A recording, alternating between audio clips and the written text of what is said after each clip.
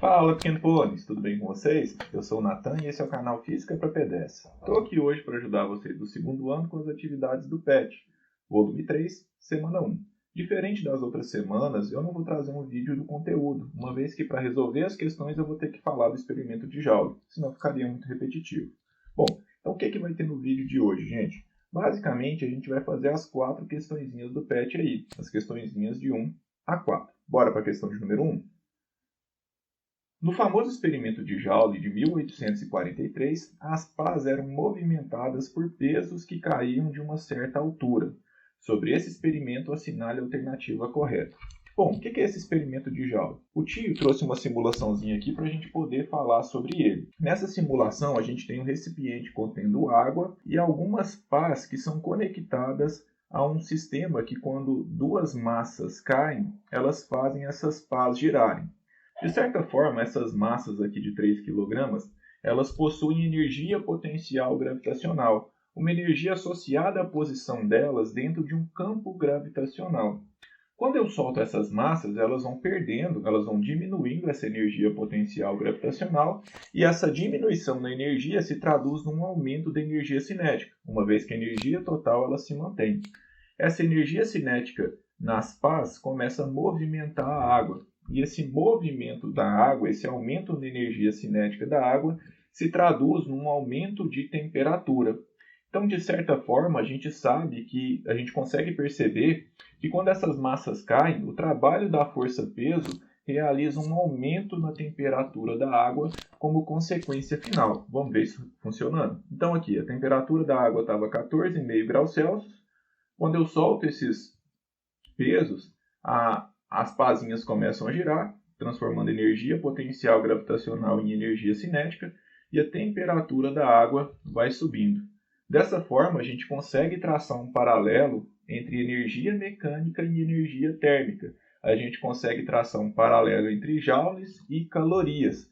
Calorias que era a unidade de medida de calor, né, a quantidade de energia necessária para elevar 1 grau Celsius a temperatura de 1 grama de água, e o Joule, que é utilizado na energia mecânica, que está associado à posição, velocidade dos corpos e tudo mais. Nessa situação, então, quanto mais vezes eu repetir esse experimento, mais a temperatura da água vai subindo. Toda vez que eu solto esses pesos, a temperatura da água vai subindo. Vai havendo uma conversão de energia potencial gravitacional em energia térmica. Tudo bem?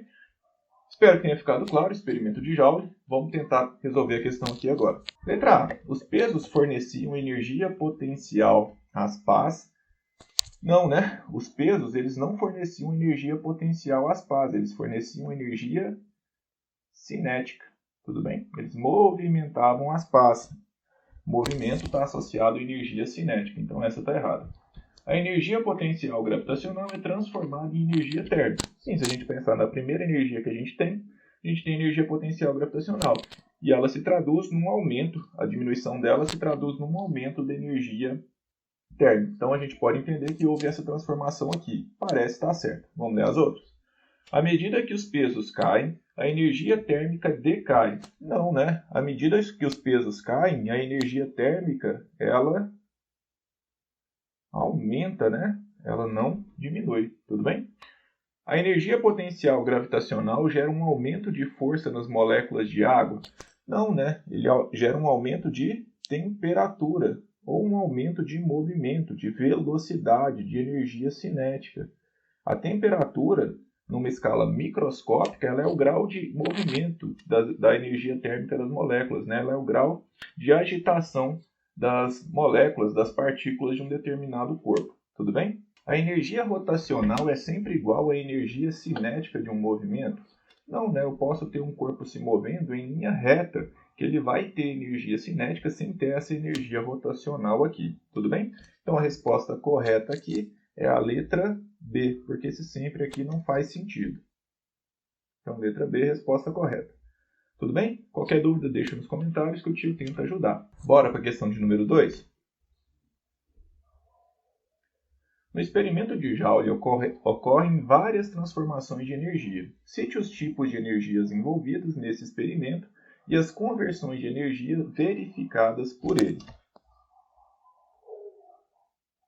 tio colocou uma imagem aqui, né? Então, quais são os tipos de energia envolvida? No início eu tenho energia potencial gravitacional, então as energias envolvidas são. Então a gente tem energia potencial gravitacional. À medida que as massas vão caindo, eu vou tendo rotação aqui dessas pás, né? Movimento nessas pás, ou seja, energia cinética.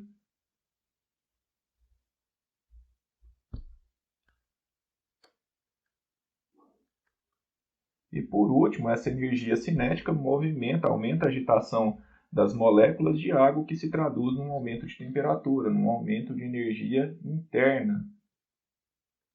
Energia interna. Tudo bem?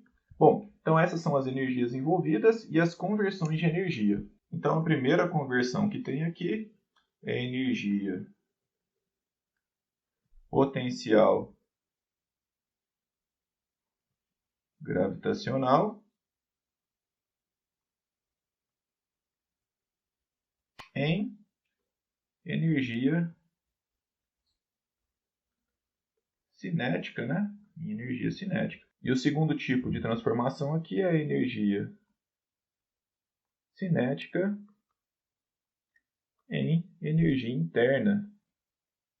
Energia associada à temperatura da água aqui. Energia interna. Tudo bem? Bom, então essa foi a questão de número 2. Bora para a questão de número 3. Algumas esferas de aço são inseridas dentro de um cilindro hermeticamente fechado, ou seja, não entra nem sai nada, feito de um material isolante térmico, ou seja, também não vai haver trocas de calor com o meio, que não permite, foi o que ele falou, que não permite trocas de calor entre o meio interno e o externo. Troca de calor é a troca de energia térmica devido a diferenças de temperatura, tá bom? O cilindro é virado, provocando uma queda nas esferas. Esse episódio se repete por várias vezes. Então, eu vou ficar meio que sacudindo esse cilindro aqui, fazendo essas bolinhas se moverem lá dentro. Após algum tempo, verifica-se que a temperatura das esferas... Bom, antes de tentar preencher aqui, quando a gente esfrega duas superfícies, quando a gente esfrega dois meios, o que acontece? Por exemplo, uma coisa é você pegar as suas mãos, finge que isso aqui é uma mão, tá? E chegar ela perto de um corpo mais quente, por exemplo, uma chama. Como a chama está a uma temperatura maior que a sua mão se aquece, ela aumenta a energia dela devido à troca de calor, a troca de energia térmica devido a diferenças de temperatura. Mas esse não é o único jeito de aquecer sua mão. Quando a coisa está feia, a gente esfrega uma mão na outra e isso aumenta a temperatura das mãos. Da mesma forma que eu posso esfregar esses dois livros aqui, de Química e de Física, e quando eu esfrego olhando isso aqui numa escala microscópica, eu aumento a agitação térmica das moléculas. Então, eu tenho conversão de trabalho dessa força de atrito em energia térmica, em energia interna. Então, toda vez que há essa fricção, que há esse trabalho da força de atrito, esse trabalho da força de atrito se traduz num aumento da energia térmica, da energia interna dos corpos. Tudo bem? Então, agora vamos responder aqui, tá bom? Bom, então, após algum tempo, verifica-se que essa fricção, esse movimento dessas bolinhas dentro do gás lá, fez o quê? Um aumento, né, da temperatura. Isso se dá porque as esferas... Então, por que as esferas? Elas trocam ou não trocam energia com o meio em forma de calor? Esse recipiente ele é termicamente isolado, né? Ele não está em contato com nenhuma outra fonte mais quente que ele. Ele não recebe energia térmica em forma de calor. Então, ele não troca energia, não tem diferenças de temperatura aqui, portanto, não tem processo de calor, não tem troca de energia em forma de calor. Então, não trocam energia com o meio na forma de calor. E a energia...